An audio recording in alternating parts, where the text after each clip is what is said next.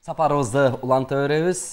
Токтогулат Абдумомунов атындагы Кыргыз академиялык драма театрынын сахнасында дагы бир спектакль 4-5 рет премьерасын коюп атат. Бул эртеңкиге ордуңду бошот чыгармасы. Ушул туурасында кеп кылыш үчүн Кыргыз Республикасынын эл артисти Анара Назаркулова эжени жана ошондой эле Чыңгыз Айтматов атындагы мамлекеттик жаштар сыйлыгынын лауреаты Эржан Османовду чакырып алдык. Кутмандыгыңыздар менен. Негизи бул чыгарма америкалык драматургдун чыгармасы экен, сценарий боюнча. Анан кандай баягы сезимдер болуп атат ушул чыгармада ойногондо? Ушул негизи чыгарманын жүрүшү тууралуу айтып берсеңиздер.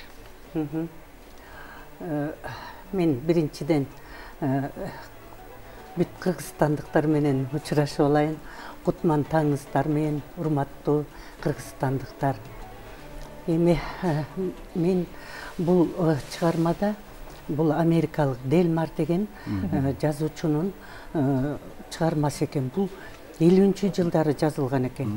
Бирок биздин муреки коюлганда мына азыр бүгүнкү күнгө шайкеш келип турат. Бул азыр дагы актуалдуулугун жоготпойт экен да. Аты бул үй бүлөдөгү бири-бирине энатаны менен балдардын карама-каршылыгы, бири-бирине болгон сыйы, үй бүлөдөгү мамиле бул эч качан өзүнүн ордун жоготпойт экен. Бул кайсыл өлкөдө болсун, Америкада болобу, Японияда болобу, Кыргызстанда болобу, бардык жерде үй бүлө деген бала менен энатанын ортосундагы мамиле бардыгы бирдей болот экен. Анан өзгөчө бул чыгарманы Назым Меңдибаев бугун айтып жүрдү эле да, ушундай өзү которгондо эртеңкиге жол бошот болуп атат, а өзү дальше тишина ушундай да. Ошондон которулганы эртеңкиге жол бошот. Бул жерде бир үй бүлөнүн окуясы да, бир чоң мамлекеттер менен согуш болгон жок, же атыш жок, же болбосо бир башка карама-каршылык жок, душман жок. Бул бир үй бүлөнүн ичиндеги болгон бири-бирине болгон карама-каршылыгы. Ата-эненин көйгөйү, балдарына болгон мамилеси, балдардын ата-энелерге кылган мамилеси болду да. Ошондо менин айтайын дегеним, бул кемпир чал экөө өмүр бою ушунчалык бири-биринен ажырашып да көрбөптүр, ушундай сүйүү менен жашап 5 балалуу болгон экен. 5 баланы чоңойткон экен. Бирок чоңойгондо кемпир чал карып калганда, азыр биздин заманда эле ушундай болуп калып атпайбы? Эгерде төлөбөсө үйдөн ажырап калат экен да. Ошентип кемпир чал үйдөн ажырап калганда, ушул 5 баласы батыра албай калат да.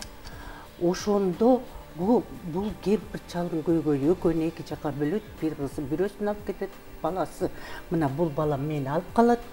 Ошондо дагы батыра албайт. Анан мен кыскасы сөздүн мен айтайын дегеним, бул жерде менин чыгарганым образым ушул кемпир болду да, энелерим. Бул балдардын энелерин ойнодум да. Өзү эне барлык жерде балага бирдей экен. Ал кыйналып атса деле ушу балдарым аман болсун, балдарым жакшы жашасын, балдар кыйналбасын, балдар урушпасын деп отуруп, акыры ушул кемпирди энесин небереси дагы кордоп келет акырында. Бир ушундай сөздөрдү айтып, келини андан баласы эчтеке айта албайт. Аны сезет дагы карылар үйүнө кетишин чечет. Ошентип өзү чечим кабыл алып, баласына айтып, карылар үйүнө кетет. Анан анткени мен ойлойм да, Байгүнтөдөн иштеп атканда анчалык ойлобопмун. Эки премьераны ойногондон кийин ойлодум да, бул аял кемпир, ушул Люси Купер да, ушул балдарым аман жашасын, бири-бири менен урушпасын, ынтымактуу жашашсын деген ой менен гана өзү чечим кабыл алып, ушу карылар үйүнө кетет да. Анан мен бул жерден эмнени белгилеп кетким келет, режиссерлордун ишин. Көркөм жетекчиси Назым Меңдибаев болду, койгон Жылдызбек Касейинов. Бул дипломный иши болду. Өзүнүн жаштыгына карабай, ушу окууну бүтүп атканына карабай, биз менен ушу кыска убакытта аз болду да бизге абдан бир мондай тар убакыттын ичинде өтө ыкчам иш менен бир мондай орчундуу мамиле жасоо менен артисттердин ар бир өзүнүн ишине ушул чоң чыгарма жаралды деп ойлойм. Биз эми ар бир артист канча чыгарат, канча жеткире алабыз. Аны эл тандайт экен, эл билет экен. Бирок кийин бара баардыгы ордуна келет деп ойлойм. Ошондо мен ушул эки режиссердун ишин белгилегим келип атат да. Улуулардан мен анан тилек. Ушу атасы, апасы, калгандардын баары жаштар ойноду. Бүт мына Эржандар жаштар ойноду. Анан ушулар менен иштеп атканда дагы бир өтө чоң жоопкерчилик пайда болду да менде. Ушу жаштардын алдында уят болуп калбайын, ушулардын алдында сөзүмдү унутуп калбасам экен деп атып, мен өзүм ролун жакшы чыгарып алдым окшойтмун деп аябай кубанып калдым деген. Чыгармадагы улуңузга сөздү күнүгө репетицияга келген сайын абдан жоопкерчиликтүү анан бир эме менен келем да, даярдык менен. Өзүмдү бир күндө бошоткон жокмун. Ошондой эле режиссерлор. Эми Назым Үстүртөн келип улам карап кетип атты. Бир келип эле ал ар бирибизге мондай тапшырмаларды берип, могу мондай кыласыңар деген эле чоң күч берип атты.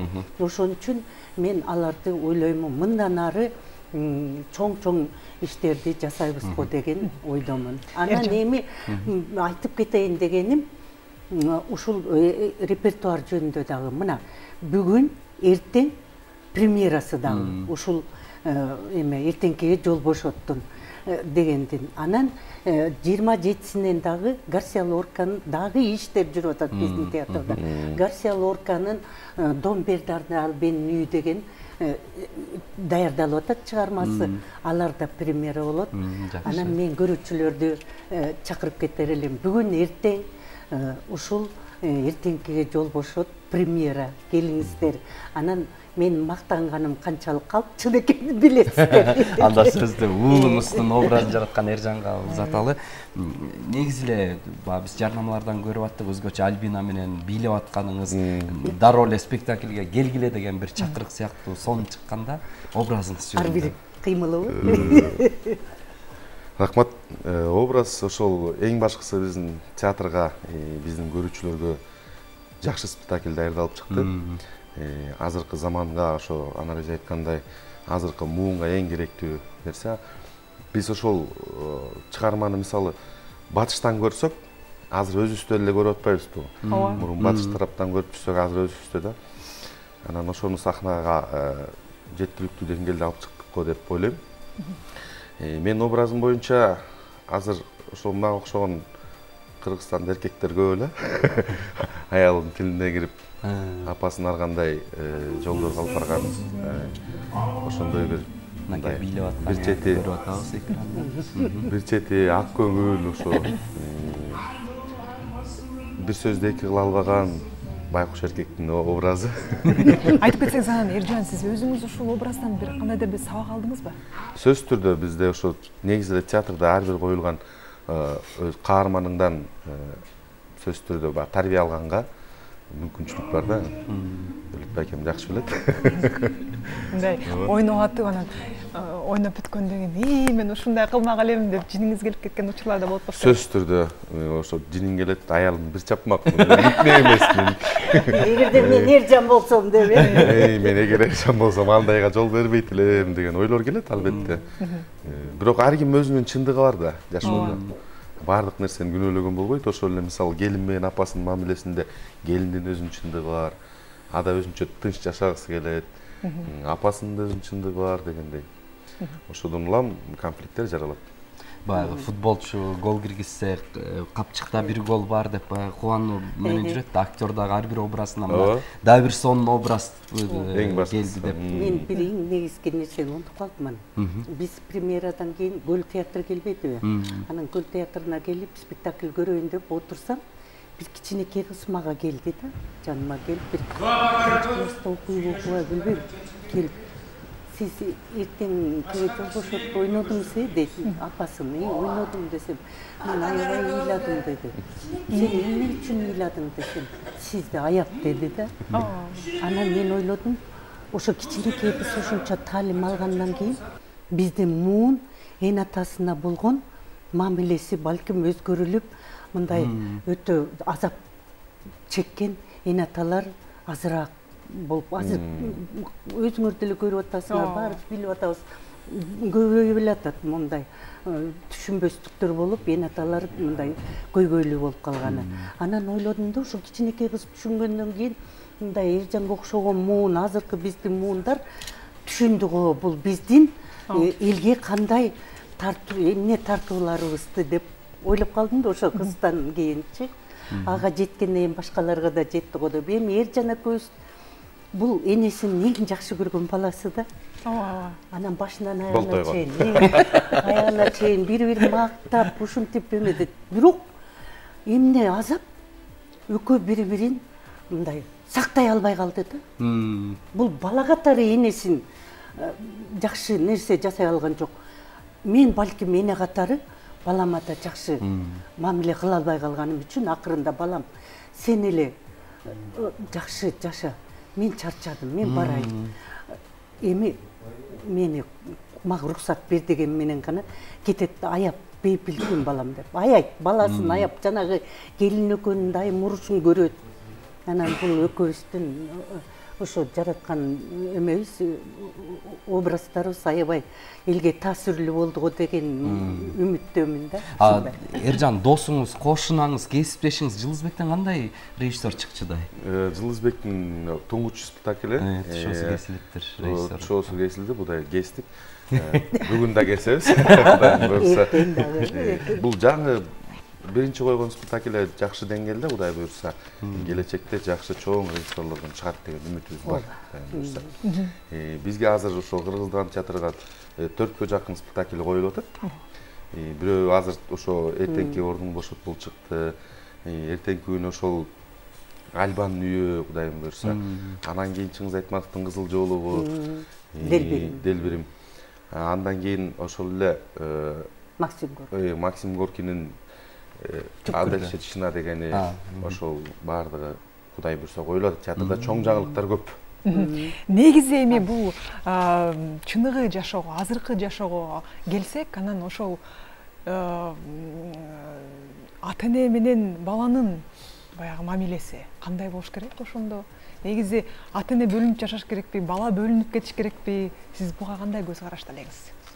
Сен кандай? Мен баардыгы чогуу жашаганга жакшы, эмне жетсин, ата-энең жаныңда, алардын да небереси жанында болуп чогуу жашаганга эң сонун мүмкүнчүлүк да бул.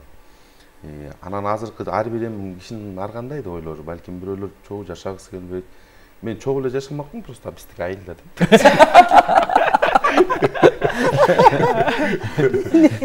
Эле кийинде эле чогуу жашадым. Люси Купердей кылбай алып келип алып, үйлүү болгондо жашаган. Негизи Виня Делмардын чыгармасы, бул чыгармасы индиялык режиссерлордо коюптур. Ал жерде Амитаб Баччан менен баягы Хема Малини ойногон. Алар дагы аябай ыйлаткан кино тасмалар болгон да, ошол тууралуу. Кинолордо тартылган көп. Булар ушул батышта ушул кезде эле ушул нерсе бар экен да, баягы ата-энесин таштап, бизге азыр кийин эле келди го, мисалы, кийин эле келди. Биз үчүн окумуш көрүнчү да, бул бир жат көрүнүш, коркунучтуу нерсе болчу да. Эми азыр коркунучтуу эмес. Анан мен ойлойм да, ушул биздин спектакльди көргөндөн кийин балким азайып калар. Мамилелери өзгөрөбү? Келин менен кайнененин, балдары менен эне атанын ортосундагы моорекиндей өтө катуу мамилелер. Азыр карап турсак, балдар эме өтө орой мамиле кылат эне атага баягыдай.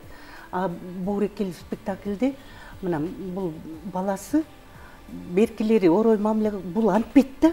Анан эң аягында ошо кемпир айтып кетет, бир чоң менин сырым, сен эң сүйүктүү уулумсуң деп ошентип айтат.